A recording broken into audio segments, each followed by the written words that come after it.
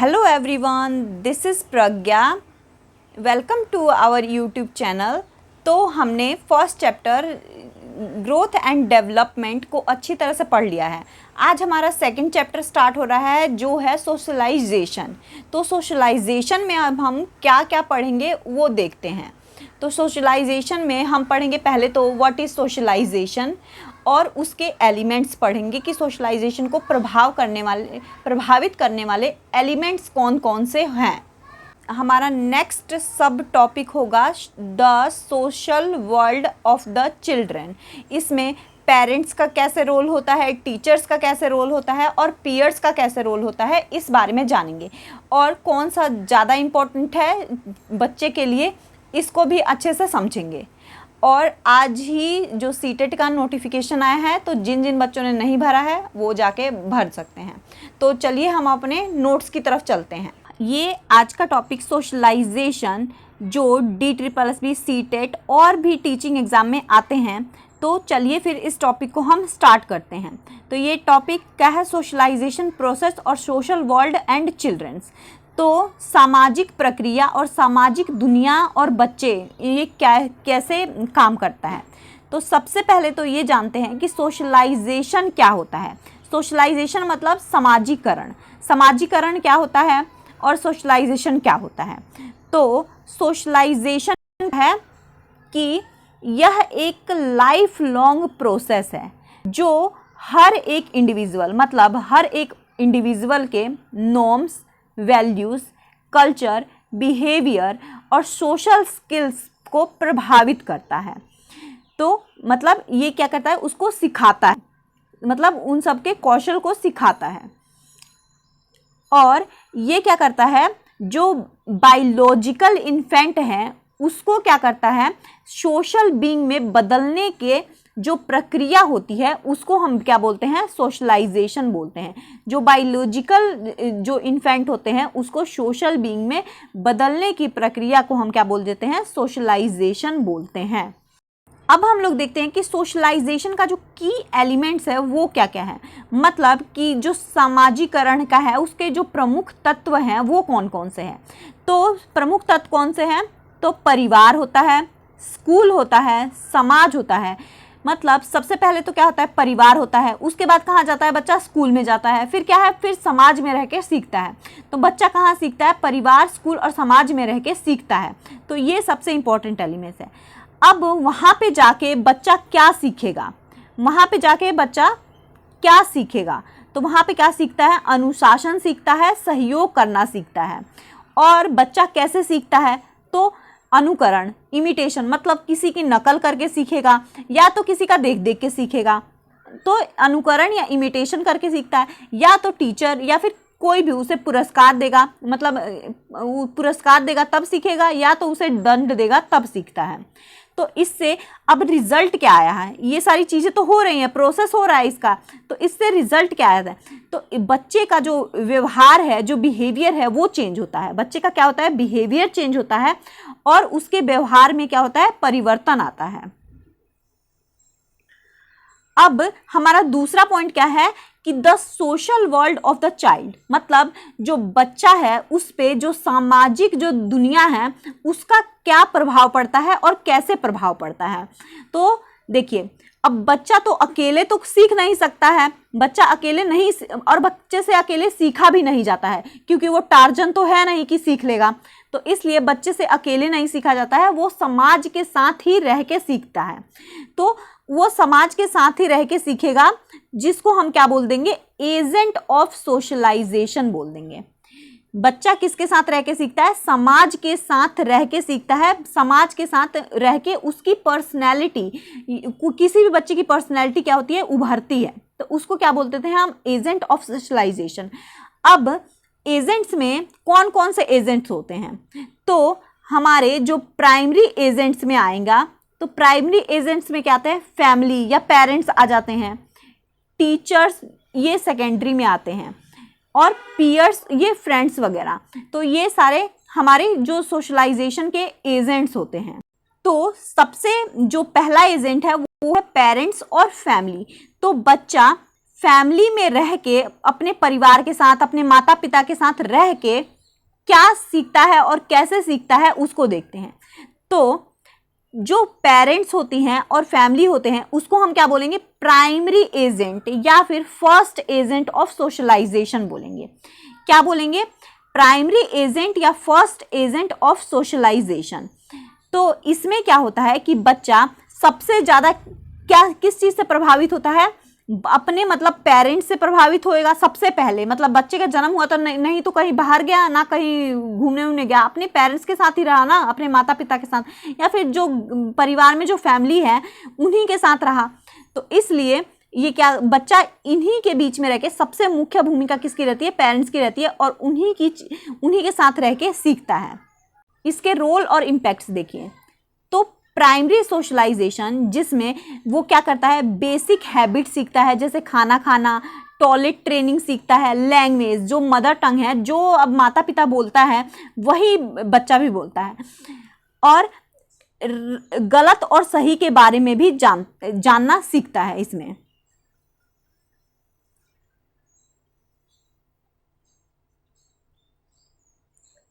इसमें बच्चा क्या करता है, फॉर्मेशन ऑफ बेसिक पर्सनैलिटी, मतलब जो बेसिक चीजें हैं उसका निर्माण होता है बच्चे के अंदर।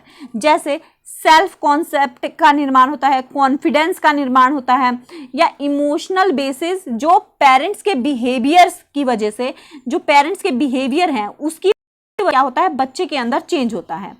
अब किस तरह के पेरेंट्स होंगे तो बच्चे का बिहेवियर कैसा होगा, तो उसके लिए क्या है, पेरेंटिंग स्टाइल है। तीसरा एजेंट कौन सा आ जाता है, पेरेंटिंग स्टाइल।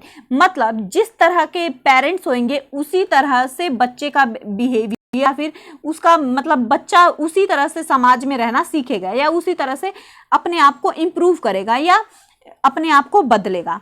तो अब डेनाय बोर्माइड ने 3 पेरेंटिंग स्टाइल दी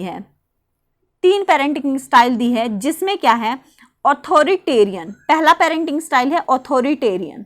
इसमें क्या होता है, इसमें पेरेंट्स क्या करते हैं, बच्चे पे स्ट्रिक्ट रूल लगा देते हैं, कोई एक्सप्लेनेशन नहीं मांगते हैं, और बहुत ज़्यादा उनके ऊपर कंट्रोल रखते हैं।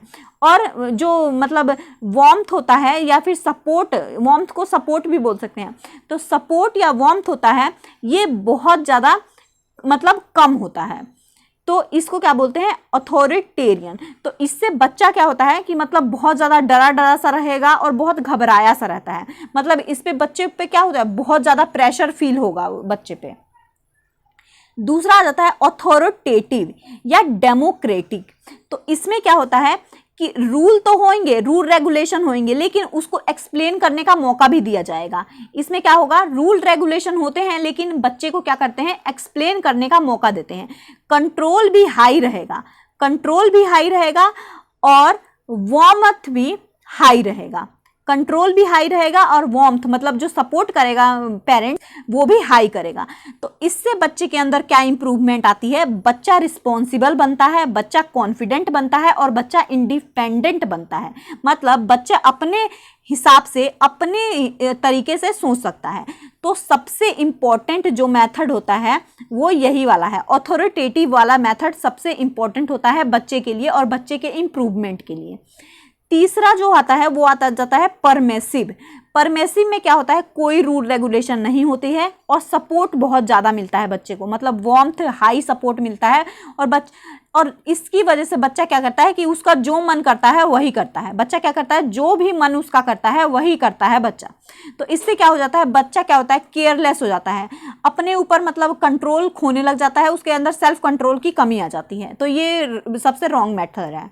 और सबसे बेस्ट मेथड कौन सा है, अथॉरिटेटिव वाला मेथड सबसे बेस्ट मेथड है। अब gender role socialization, gender role कैसे अब करता है कि जो पेरेंट्स होते हैं बॉयज़ को और गर्ल्स को अलग अलग तरीके से मतलब ट्रीट करते हैं। जैसे लड़के को क्या कर दिया, कार दे दिया, एग्जाम्पल, तो लड़के को क्या कर दिया, कार दे दिया, और लड़की को क्या दे दिया, डॉल दे दिया। तो अब ये क्या हो गया कि पेरेंट्स ही क्या कर रहे हैं, जेंडर स्टीरियोटाइप को क्रिएट कर रहे हैं। तो इसमें बच्चे के जो लड़की होगी उसके माइंडसेट अलग तरीके से बढ़ेगा और जो बॉय होगा उसका माइंडसेट अलग तरीके से बढ़ेगा। तो हमें क्या करना चाहिए, लड़के और लड़की को अलग ना समझ के एक तरह से रखना चाहिए। अब जो हमारा दूसरा एजेंट आ जाता है वो आ जाता है क्या, टीचर या स्कूल। टीचर और स्कूल का क्या रोल होता है, तो देखिए अगर आपसे क्वेश्चन पूछे कि प्राइमरी सोशलाइजेशन या फिर फर्स्ट ऑर्डर एजेंट कौन सा है सोशलाइजेशन का, तो वो कौन सा है, पेरेंट्स होते हैं। पेरेंट्स के साथ कुछ भी आए तो वो घर ही होएगा, पेरेंट्स के साथ कुछ भी आए, नेबर वगैरह आए तो क्या होगा, ये प्राइमरी सोशलाइजेशन होगा। और सेकेंडरी सोशलाइजेशन क्या होता है, टीचर या स्कूल हमारा सेकेंडरी सोशलाइजेशन में आएगा। तो इसको क्या बोलते हैं, second agent, secondary agent of socialization बोलते हैं।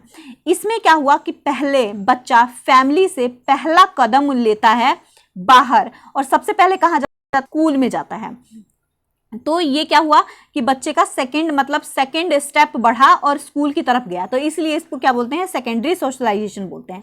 तो अब बच्चा स्कूल में गया तो बच्चे को क्या इम्पैक्ट पड़ा, वहाँ पे बच्चा का क्या प्रभाव पड़ा, बच्चे का डेवलपमेंट कैसा हुआ वो देखते हैं। तो बच्चा अब स्कूल गया, तो सेकेंडरी सोशलाइजेशन में जो स्कूल टीचर जैसे बिहेव करेंगे, जैसे रूल रेगुलेशन लगाएंगे, जैसे उनको डिसिप्लिन में रखेंगे, जैसे उसको आज्ञा मानने को कहेंगे, जैसे उसको पंक्चुअल रहने को कहेंगे कि टाइम पे आना है स्कूल, ये सब, तो उस हिसाब से बच्चा क्या होगा कि अपने आप को इम्प्रूव करेगा।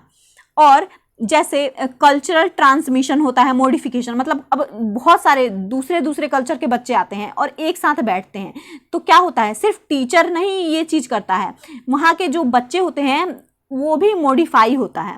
और वो जो होता है कि वो जो पहले से ही जज कर लिया बच्चों को, वो चीज़ ख़त्म हो जाती है। रैशनल थिंकिंग प्रमोट किसको करता है, ये रैशनल थिंकिंग को, मतलब जो सारे कल्चर के बच्चे हैं वो एक साथ बैठ के पढ़ रहे हैं, तो किसको प्रमोट करेगा, रैशनल थिंकिंग को ये प्रमोट करता है। रोल मॉडल, यहाँ पे रोल मॉडल कौन होता है, तो रोल मॉडल टीचर होता है। जो रोल मॉडल टीचर होता है और टीचर ही बच्चे को क्या करता है, सिखाता है।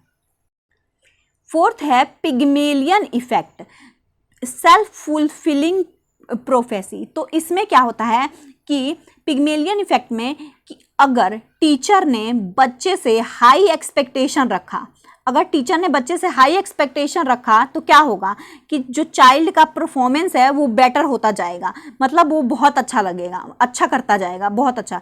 लेकिन अगर टीचर उसके पे ध्यान नहीं देता है, बच्चे पे ध्यान नहीं देता है, तो बच्चा क्या करेगा, डल फील करेगा खुद को और उसका परफॉर्मेंस भी बेकार होता जाएगा। तो इसको क्या बोलते हैं, पिग्मेलियन इफेक्ट बोलते हैं। पांचवा पॉइंट है सोशल मोबिलिटी। अब सोशल मोबिलिटी कैसे हेल्प करता है बच्चे को इम्प्रूव होने में, तो जो एजुकेशन है क्या करता है, बच्चे को जो कास्ट क्लास या जो हायर सोसाइटी में अचीव कर सकता है बच्चा, उस बैरियर को तोड़ता है। तो ये होता है सोशल मोबिलिटी। तीसरा है पीयर्स या फ्रेंड्स। अब जो तीसरा एजेंट है पीयर्स और फ्रेंड्स कैसे हेल्प करते हैं बच्चे को, बच्चे के साथ, मतलब बच्चे के डेवलपमेंट में इम्प्रूव होने में। तो अब वहाँ पे क्या हुआ, स्कूल में एक ही क्लास में एक ही एज के बहुत सारे अलग अलग टाइप के बच्चे बैठे हुए हैं और अलग अलग थिंकिंग, अलग अलग सोच के बच्चे बैठे हुए हैं और कोई भी उसमें से इक्वल नहीं है, मतलब एज इक्वल है सबका लेकिन माइंडसेट सबका क्या है, अलग है। तो इसलिए क्या होता है, इससे भी बच्चों का जो है डेवलपमेंट होता है। ठीक, अब इसके रोल और इसकी मतलब रोल क्या है, इसका जो पीयर्स का रोल क्या है और इस पे बच्चों पे इम्पैक्ट कैसे पड़ता है वो देखते हैं। तो इसमें क्या है, पहला सेंस ऑफ बिलोंगिंगनेस, मतलब बच्चे के अंदर अपनेपन की भावना उत्पन्न होती है। मतलब पहले क्या था, बच्चे को कुछ भी चाहिए होता था फैमिली से चाहिए होता था, फैमिली से मांग लेता था, फैमिली से सपोर्ट चाहिए होता था, कुछ भी मतलब कोई भी हेल्प चाहिए होती थी फैमिली से मांग लेता था। लेकिन अब पीयर्स वगैरह हैं, उसके दोस्त हैं, उनसे मांग सकता है, उनके साथ कंफर्टेबल हो सकता है, उनसे बात कर सकता है, थोड़ा मतलब और बाहर की चीज़ों को एक्सेप्ट कर सकता है। तो ये क्या होगा, अपनेपन की भावना उनके अंदर उत्पन्न होती है। दूसरा है क्या है, मतलब जो लर्निंग कोऑपरेटिव, मतलब कोऑपरेट भी करेगा और कंपटीशन भी आता है। तो बच्चा किस लिए, अब बच्चा क्या कर रहा है, टीम में काम कर रहा है, बच्चा टीम में काम कर रहा है, बच्चे चीज़ें बांट के खा रहा है, जैसे लंच बॉक्स वगैरह बांट के खा रहा है और हेल्दी कंपटीशन होना चाहिए। बच्चे को क्या करना चाहिए, हेल्दी कंपटीशन, ये नहीं कि लड़ाई झगड़े, नहीं, हेल्दी कंपटीशन रहेगा तो बच्चा इंप्रूव होएगा।